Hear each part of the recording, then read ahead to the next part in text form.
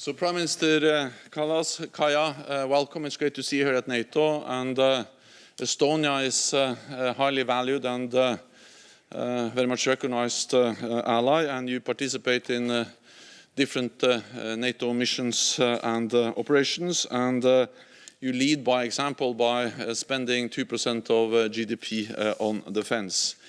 You are also providing expertise to allies and partners to your Cyber Center of Excellence in Tallinn. We have, during our meeting today, discussed the different issues, including the preparations for the upcoming summit and NATO 2030. We also discussed the situation in Belarus. The forced landing of a passenger flight by Belarus was dangerous and unacceptable. This is a state hijacking and demonstrates how the regime in Minsk attacks basic democratic rights and cracks down on freedom of expression and independent media. I welcome the additional measures agreed by the European Union. There must be an urgent international investigation, and journalist Raman Pratasevich and his companion Sofia Sapega must be immediately released. The North Atlantic Council will address this issue later today. We also addressed Ukraine. While Russia has pulled back some troops, tens of thousands remain in and around Ukraine, as well as significant amounts of weapons. Russia is also restricting navigation in the Black Sea, including near the Kerch Strait. This is part of a pattern of aggressive actions which raises serious concerns. NATO remains vigilant, will continue to strengthen our deterrence and defense and support our partners. We also discussed Afghanistan. The drawdown of our troops continues in an orderly and coordinated way. At the same time, NATO remains committed to our partnership with Afghanistan, and we will continue to help Afghan people and contribute to the peace efforts, including with continued training and funding of the Afghan security forces.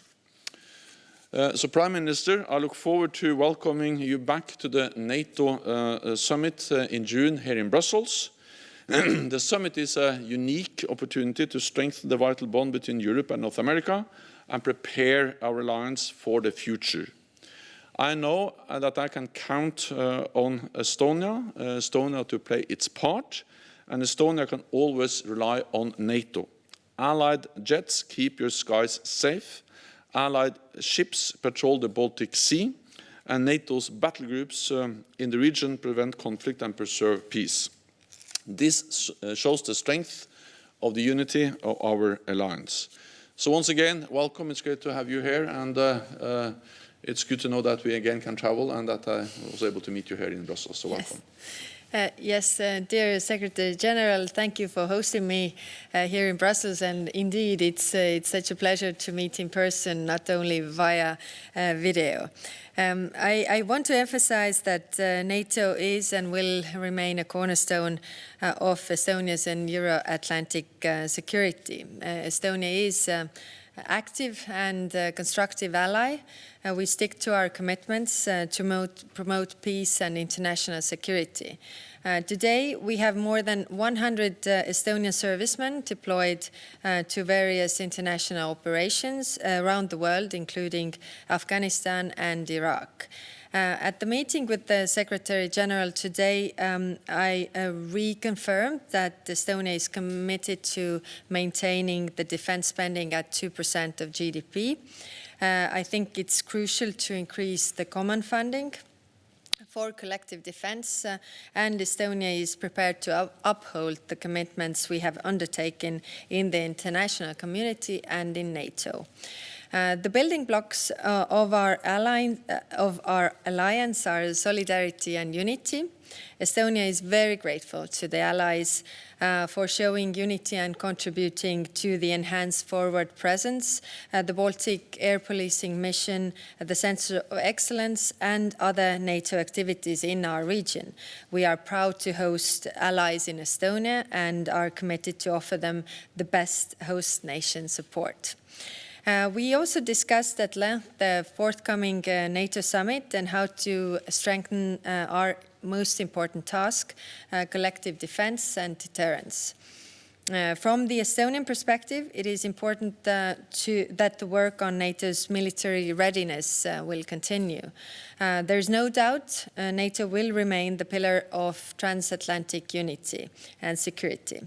I'm certain we will send a strong message of our unity and enduring transatlantic bond.